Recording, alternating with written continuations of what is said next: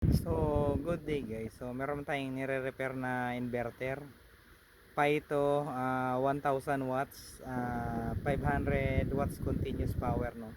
So, ibig sabihin sa modelong to na 1000 watts, ang surge niya, halimbawa, ang surge kasi na tinatawag yung pag-on ng appliances. Halimbawa, katulad ng sa compressor ng mga ref, may surge yun na tinatawag. Tapos pag nagsaksak tayo, pag nagbukas tayo ng mga LED na ilaw, may mga surge din yun.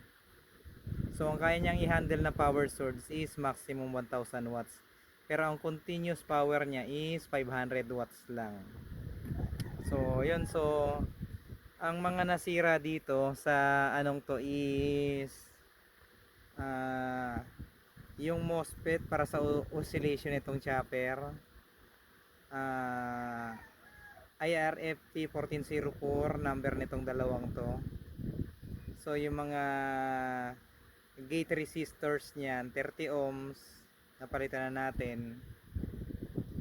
So itong sa MOSFET naman niya, I mean IGBT niya sa output. So dating 15 ampere, so ginawa na natin siyang 20 ampere. So yung mga resistor niya rito diyan, ayan, makikita naman natin na 10K, 4.7 ohms, saka 10 ohms. So napalitan na rin natin yung mga nag-open dyan. So same lang naman yan sa anong to, sa apat na yan. Tapos ito, dinouble check na rin natin kung may frequency nilalabas. So meron naman. So mga nasira lang talaga sa kanya is yung MOSFET, saka yung mga drive resistor. So may tendency, may time kuminsan nasisira din ito. So pinapalitan natin. Kung minsan walang nabibili ng piyesang ganito, so bibili tayo ng mga sirang inverter, pinagkukuhaan din natin ng piyesa, yung mga totally damaged, kasi may mga natitira pa naman buong piyesa doon. Huwag lang mababaliktad yung polarity na ng negative positive. Sira tong mga anong to, sira lahat yan ng mga piyesa dyan, di na natin mapapakinabangan yan. So okay, nakabit na natin, maya maya i-testing natin.